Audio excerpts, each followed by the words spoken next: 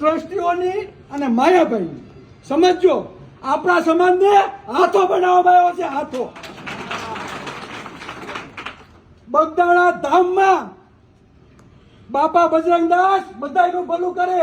મારી ઘરે પણ મૂર્તિ છે, અમે પણ પૂજા કરીએ અને તમે પણ કરતા હશો. આપણો સમાજ હંમેશા સેવાભાવી રહ્યો છે. બગદાણાના આજુબાજુના જેટલા પણ તાલુકા તમે લઈ લો, બગદાણા ધામમાં બાપા બજરંગદાસ ઉપર બધાયનો અપૂત શ્રદ્ધા છે કે નહીં? એટલે 80 થી વધારે મંડળો છે અને દર વારે વારા છે ને સેવા કરવા જાય છે. જાય છે કે નથી જતા? આપણી બહેનો દીકરીઓ વાસણ ઉટકે છે, આપણા ભાઈઓ પીરસે છે. સેવાનું કોઈ પણ એવું કાર્ય નાનું નથી ગણતા અને દિલથી કરે છે કે નથી કરતા? આપણા સમાજે હંમેશા શ્રદ્ધાના નામે ખાલી સેવા કરી જાય છે. શું કર્યું છે? સેવા. જયારે ટ્રસ્ટ બનાવવાની વાત આવી એટલે મજા આવી, બધા ગોઠવાઈ ગયા અને આપણે હજુ શું કરીએ છીએ? સેવા કરીએ છીએ કે નથી કરતા? તો ખરેખર જો સેવા કરવી હોય તો આ સમાજને કઈક ફાયદો થાય ને એવી સેવા કરો. એવી સેવા આપણે કરવાની, મેવા ખાવાના બીજાને અને ધોકા ખાવાના કોને? કોને ધોકા ખાવાના? અને પાછી અન્યાય માટે પાછું આપણે રોડ ઉપર ઉતરી ભીખ માંગવાની. આ જ વસ્તુ થઈ ને. ન્યાય માટે બીજા લોકો ભાઈ ભીખ માંગવા જવાની કે પોલીસ પ્રશાસન ધ્યાન નથી દેતું. આરોપીને સાવરવામાં આવે છે. આરોપી કોઈ બી હોય, આરોપી દોષી છે કે નિર્દોષ એ સાબિત કરવાનું કામ કોનું છે? ન્યાયતંત્રનું. કોનું કામ છે?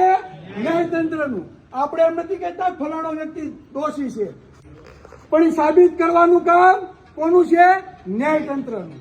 અને આપણે ન્યાયતંત્ર ઉપર પૂરેપૂરો ભરોસો છે કે આપણે ન્યાય મળશે અને મળશે.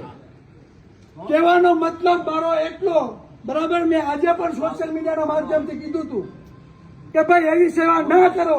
તમારા સેવા કરવી હોય તો તમારા બાળકોના શિક્ષણ માટે કરો.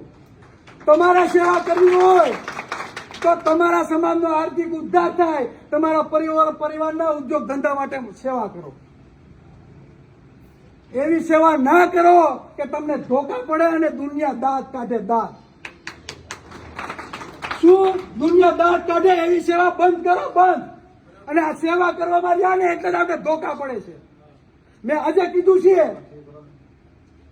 આપણે શું કરવાનું છે ને આપણે હું સમાજને સપોર્ટ આપવાનો. સમાજને સાચો સપોર્ટ આપે, સાચી જ વાત કહે છે ભાઈ. હું કઈ બીજી વાત કરતો નથી, હું બીજી વાત નથી કરતો. બરાબર, આ ટૂંકમાં પતે બાકી સાચી જ વાત કરું છું ભાઈ. હું સાચી વાત કરતો આ શબ્દ કરો, બરાબર ને? બસ હું પૂરી કરું, 2 મિનિટમાં મારી વાત પૂરી કરું. 2 મિનિટ કઈ વાંધો નહીં, વાંધો આવું નથી આપવું, આપણે ટૂંકું જ કરીએ. એટલે સત્ય વાત એ, હું આજે પણ મેં મીડિયામાં કીધું ને હજી પણ કહું છું, બરાબર, કે જો એટલી બધી સેવા આપણે કરી હોય અને એ લોકો જો માનવતાવાદી હોય ને તો બગદાણા ધામમાં 50% ટ્રસ્ટી કોળીના દીકરાને બેહાડવામાં આવે.